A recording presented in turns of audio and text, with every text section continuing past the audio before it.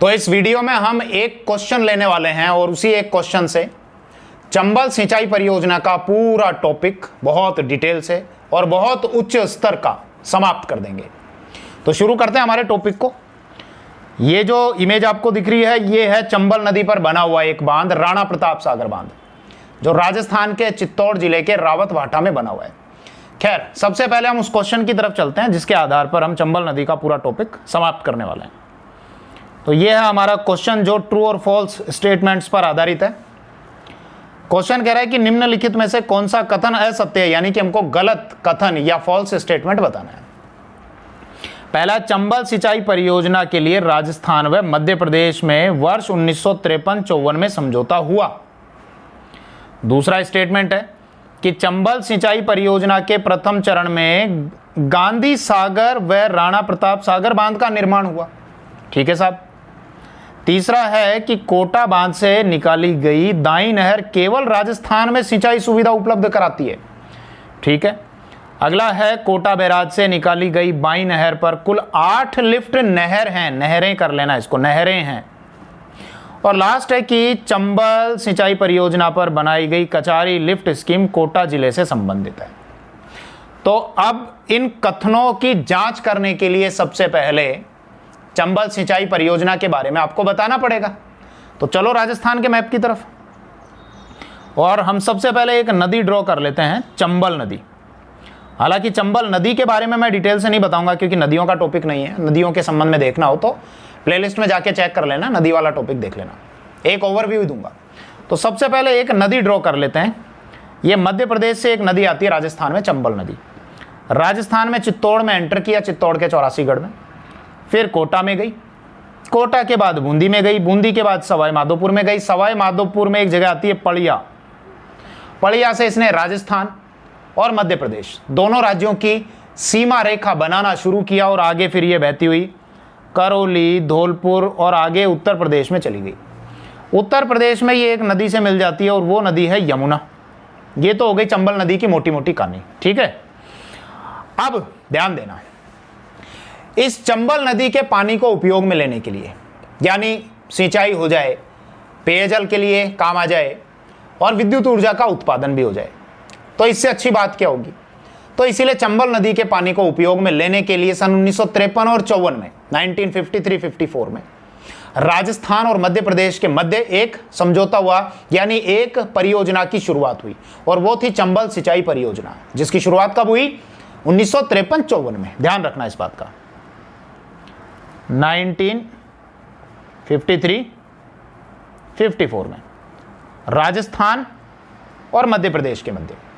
अब दोनों में तय हुआ कि आधा हिस्सा यानी आधा खर्चा राजस्थान उठाए, आधा खर्चा मध्य प्रदेश उठाए। तो इसमें जो हिस्सेदारी रहेगी दोनों की बराबर बराबर रहेगी। बराबर बराबर मतलब 50% राजस्थान और 50% मध्य प्रदेश। तो ये भी ध्यान रखना, 50% और 50%। अब यह तय हुआ कि ये जो चंबल सिंचाई परियोजना होगी तो इसमें टोटल हम प्रशासनिक रूप से 3 चरणों में, 3 स्टेप्स में इस परियोजना का निर्माण करेंगे। क्या निर्माण करेंगे कि 3 चरणों में चंबल नदी पर बांध बनाए जाएंगे। 4 बांध बनेंगे, लेकिन कितने चरणों में? 3 चरणों में बनेंगे। पहले चरण में 2 बांध बनाए जाएंगे। कौन से 2 बांध? ध्यान देना, कलर चेंज करते हैं। पहले चरण की बात कर रहा हूं।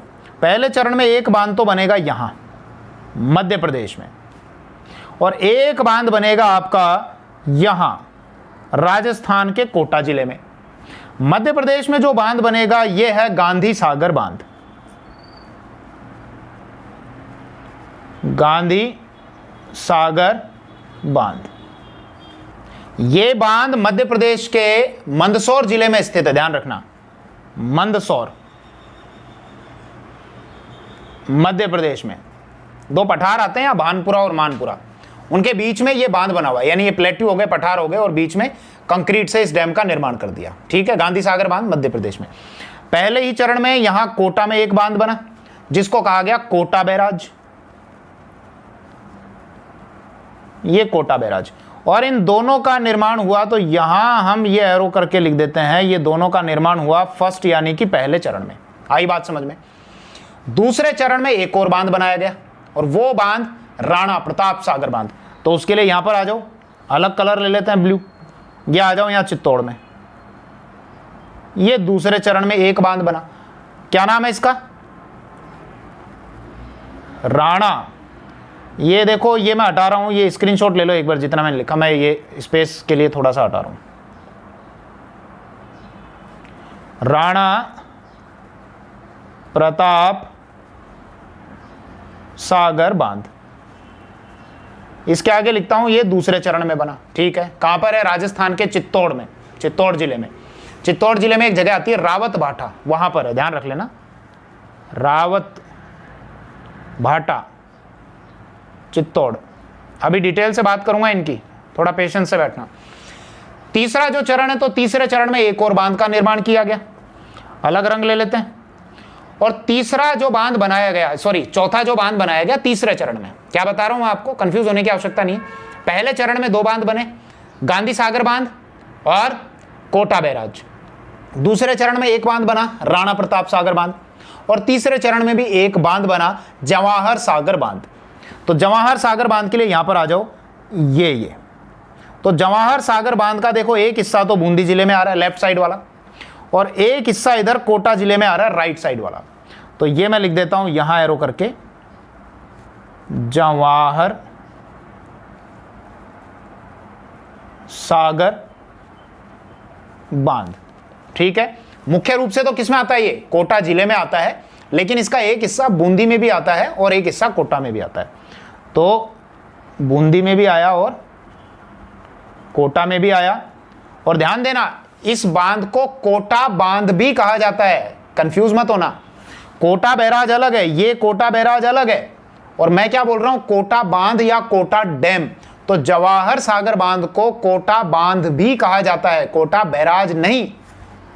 तो ये आ जाओ कोटा बांध। आई इतनी बात समझ में?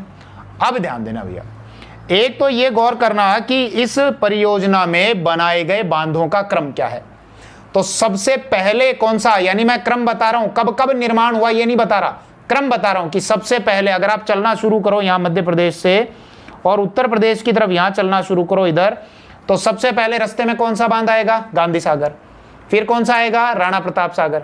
फिर कौन सा आएगा? जवाहर सागर, या जिसको हम कोटा बांध कहते हैं। और सबसे लास्ट में कौन सा आएगा? कोटा बैराज। बात आई समझ में? अब ध्यान देना, ये जो पहला चरण है, तो ये पहला चरण 1960 में कंप्लीट हो गया था, 1960 में, 1960 में, यानी 1960 में गांधी सागर बांध भी बन गया था और कोटा बैराज भी बन गया था। अब ध्यान देना, ये जो बांध है ना कोटा बैराज, जो इस चंबल नदी पर पहले चरण में बनाया गया था कोटा बैराज, तो इस कोटा बैराज से 2 नहरें निकाली गई हैं। दरअसल चंबल नदी पर जितने भी बांध बने हुए हैं, 4 बांध, उन 4 बांधों में से 3 बांधों पर तो विद्युत ऊर्जा का उत्पादन होता है और एक बांध ऐसा है जिस पर विद्युत ऊर्जा का उत्पादन नहीं होता। जिस बांध पर विद्युत ऊर्जा का उत्पादन नहीं होता वो बांध है कोटा बैराज। तो कोटा बैराज केवल और केवल सिंचाई के काम आता है, इलेक्ट्रिसिटी प्रोड्यूस नहीं होती है। इसके अलावा बाकी के जो 3 बांध बच गए, गांधी सागर, राणा प्रताप सागर और जवाहर सागर, वहां पर विद्युत ऊर्जा का उत्पादन किया जाता है। क्लियर है ना? तो अब मैं आपको वो विषय समझा रहा हूं, तो इसीलिए इसका तो ले लेना स्क्रीनशॉट, और अब मैं इस विषय को एक बार हटा देता हूं और थोड़ा डिटेल से चर्चा करने के लिए। तो ध्यान दो भैया कि पहले मैं क्या बात कर रहा था कि कोटा बैराज से केवल सिंचाई की सुविधा उपलब्ध होती है। तो कोटा बैराज के लिए यहां आ जाओ, कोटा में, ये कोटा में सिंचाई के लिए यहां से 2 नहरें निकाली गई हैं, 2 कैनाल। एक राइट साइड में है तो दाई नहर, एक लेफ्ट साइड में है तो बाई नहर। ये देखो जो नहर निकाली गई लेफ्ट साइड में वो यूं आती है, यानी कि ये कोटा और बूंदी 2 जिलों से संबंधित है। तो इसकी बाई नहर से, यानी लेफ्ट साइड में जो नहर निकाली गई उससे कोटा और बूंदी 2 जिलों को सिंचाई सुविधा उपलब्ध होती है। तो कहने का अर्थ कि लेफ्ट नहर से या लेफ्ट कैनाल से केवल राजस्थान में ही सिंचाई होती है। ठीक है, इसकी जो दाई नहर है यानी राइट कैनाल, उससे राजस्थान और मध्य प्रदेश दोनों को सिंचाई सुविधा मिलती है। कैसे? ये दाई नहर में आ जाओ इधर, कोटा, बारा, और ये चली गई मध्य प्रदेश तक। तो दाई नहर से राजस्थान और मध्य प्रदेश दोनों को सिंचाई सुविधा मिलती है। राजस्थान के कोटा और बारां दो जिलों को मिलती है, एक कोटा और एक बारां। ठीक है, अब गौर करना, ये जो दाई नहर निकाली गई, इस दाई नहर से कुछ क्षेत्र ऐसे हैं जो ऊंचे हैं। अब ऊंचे स्थान पर पानी नहीं पहुंचाया जा सकता, इसीलिए इस दाई नहर से ऊंचे स्थानों तक पानी पहुंचाने के लिए कुछ लिफ्ट नहरें भी बनाई गई, यानी पानी को पंप किया गया, तो लिफ्ट नहरें बनाई गई। तो इस दाई नहर पर टोटल 8 लिफ्ट नहरें हैं, ध्यान रखना। कितनी? 8 लिफ्ट नहरें। इन 8 में से 2 तो हैं कोटा के लिए, यानी 2 लिफ्ट नहरों से कोटा में सिंचाई होती है। बाकी बची हुई 6 से 12 जिले में सिंचाई होती है। ठीक है, अब जो 2 कोटा में है, तो ध्यान देना, ये 2 कोटा में है और ये हैं जालीपुरा और दीगोद। लिखूं? जालीपुरा और दीगोद। तो ये 2 लिफ्ट नहरें तो हो गई कोटा की, बाकी बची हुई 6 नहरें, ये 12 में, तो 1 2 3 4 5 और 6, ये 6 नहरें। अब कौन कौन सी 6 नहरें 12 में हैं, तो ध्यान देना। एक है अंता लिफ्ट नहर, एक है अंता लिफ्ट माइनर, पूरा लिख देता हूं, अंता लिफ्ट नहर, अंता लिफ्ट माइनर। ठीक है, पचेल, गणेशगंज, सोरखंड, कचारी। पचेल लिफ्ट नहर पूरा आप लिख लेना, ठीक है। गणेशगंज लिफ्ट नहर, सोरखंड लिफ्ट नहर, कचारी लिफ्ट नहर। तो कितनी हो गई? 1 2 3 4 5 एंड 6। तो बात आई समझ में कि जवाहर सागर बांध, कोटा बैराज जो कोटा जिले में है, वहां से केवल सिंचाई की ही सुविधा उपलब्ध होती है। इसके लिए कोटा बैराज से 2 नहरें निकाली गई, एक लेफ्ट एक राइट, यानी एक बाई नहर और एक दाई नहर। जो बाई नहर है उससे केवल राजस्थान में सिंचाई होती है, राजस्थान के कोटा और बूंदी जिले में सिंचाई होती है। जो दाई नहर है उससे राजस्थान और मध्य प्रदेश दोनों राज्यों में सिंचाई होती है, और दाई नहर से राजस्थान के कोटा और 12 जिलों को सिंचाई सुविधा उपलब्ध होती है।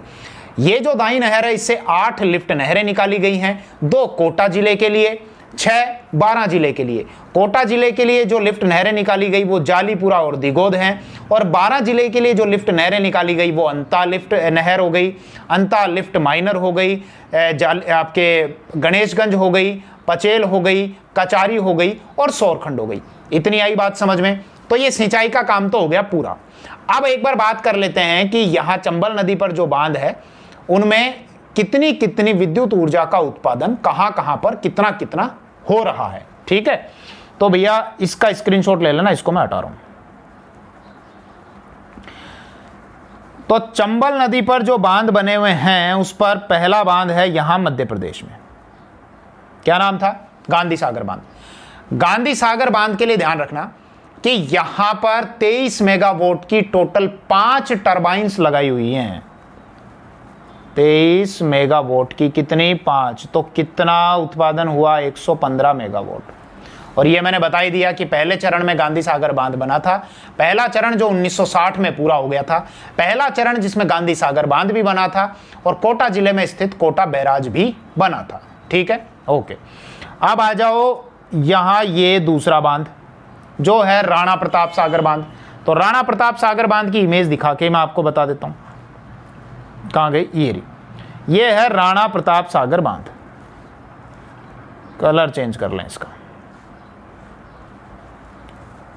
राणा प्रताप सागर कहां पर है? चित्तौड़ जिले में। चित्तौड़ में कहां? रावत भाटा स्थान पर। तो रावत भाटा कहां पर है? ये चित्तौड़ में।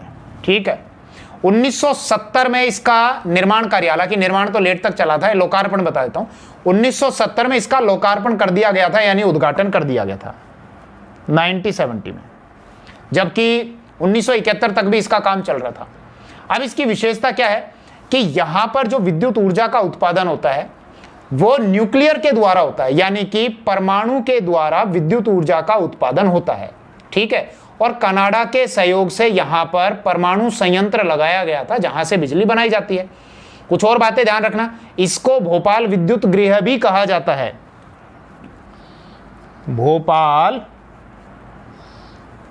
विद्युत गृह।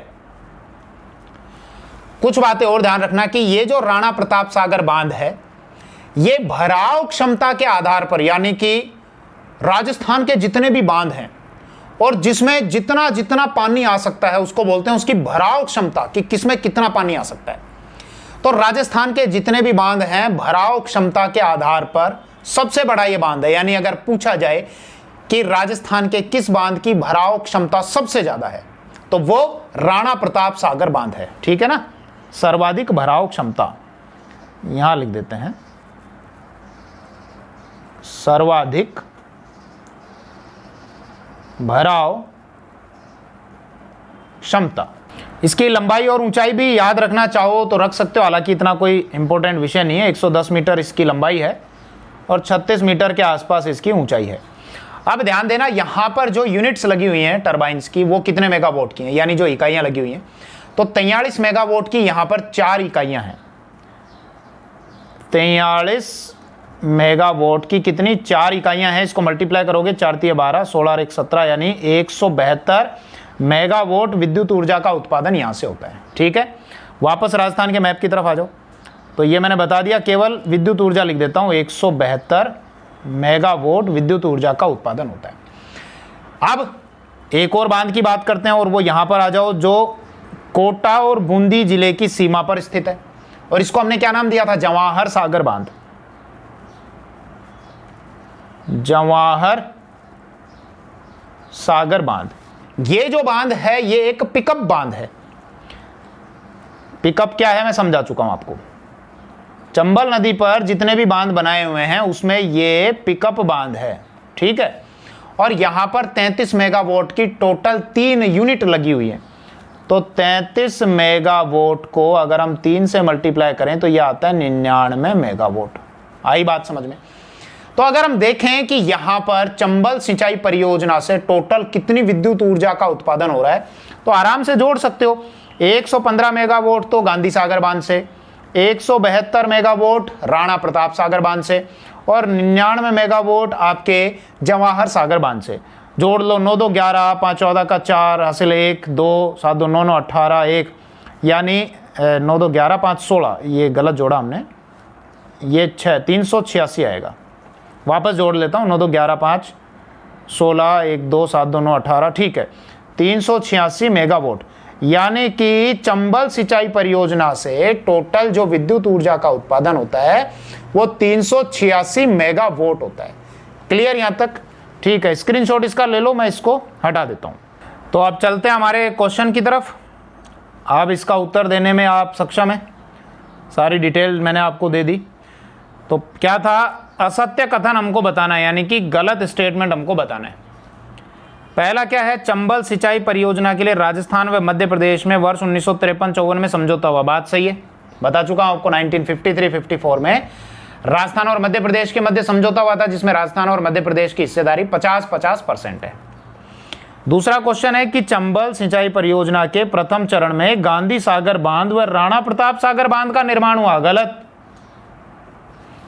क्या गलती है इसमें बता सकते हो? पहले चरण में तो किसका हुआ था, गांधी सागर और कोटा बैराज का। दूसरे चरण में राणा प्रताप सागर और तीसरे चरण में जवाहर सागर। वापस मैप पे आ जाओ, देखो यही तो बताया था ना आपको। अब तो कंफ्यूजन नहीं होना चाहिए भैया इतना बताने के बाद। पहले चरण में ये दोनों बने थे, गांधी सागर और ये कोटा जिले का कोटा बैराज, यही तो बताया था पहले चरण में। कब तक बन गए थे, 1960 तक, 1960 में इनका निर्माण हो गया था। दूसरे चरण में यहां पर ये बना था आपका, ये यहां पर राणा प्रताप सागर बांध, जो 1970 में लोकार्पण इसका हो गया था। और तीसरा जो चरण था उसमें यहां पर एक बांध बना था जिसको हम जवाहर सागर बांध बोलते हैं, जो कोटा और बूंदी जिले की सीमा पर है। लेफ्ट हिस्सा बूंदी में, राइट हिस्सा कोटा में आता है। और यहाँ पर एक गांव है, बोराबास गांव है यहाँ पर सीमा पर, उस पर यह बांध बना हुआ है। और ये बनकर तैयार हो गया था लगभग 1973 के आसपास में, यही बताया था। तो आ जाओ अब वापस यहाँ पर इस क्वेश्चन पे कि चंबल सिंचाई परियोजना के प्रथम चरण में गांधी सागर और राणा प्रताप सागर बांध का निर्माण हुआ। बात गलत है भैया, राणा प्रताप सागर का दूसरे चरण में हुआ था, पहले चरण में गांधी सागर और कोटा बैराज का निर्माण हुआ था। फिर है कि कोटा बांध से निकाली गई दाई नहर केवल राजस्थान में सिंचाई सुविधा उपलब्ध कराती है। बात गलत, दाई नहर से तो राजस्थान में भी होती है और मध्य प्रदेश में भी होती है। ध्यान करो, यही तो बताया था कि यहां पर एक मिनट कि ये है कोटा बैराज, ये दाई नहर जिससे राजस्थान के कोटा और बारां जिले में सिंचाई होती है और मध्य प्रदेश में भी होती है। और ये है बाई नहर जिसमें कोटा और बूंदी जिले में सिंचाई होती है, यही था। और ये क्या कह रहा है स्टेटमेंट कि कोटा बांध से निकाली गई दाई नहर केवल राजस्थान में सिंचाई सुविधा उपलब्ध कराती है, तो इसीलिए गलत। राजस्थान में कौन सी कराती है? केवल राजस्थान में बाई नहर। फिर है कोटा बैराज से निकाली गई बाई नहर पर कुल 8 लिफ्ट नहरें, तो ये भी गलत। बाई नहर पर थोड़ी है 8 लिफ्ट नहरें, दाई नहर पर हैं 8, जिसमें से 2 कोटा जिले के लिए और 8 बारां जिले के लिए। और लास्ट स्टेटमेंट है कि चंबल सिंचाई परियोजना पर बनाई गई कचारी लिफ्ट स्कीम कोटा जिले से संबंधित है। तो ये मैंने आपको बताया था कि कचारी कहां से है, बारां से संबंधित है। कोटा से तो 2 ही हैं, जालीपुरा और दिगोद। तो ये हमारा चंबल सिंचाई परियोजना का पार्ट कंप्लीट होता है। थैंक यू, धन्यवाद, जय हिंद।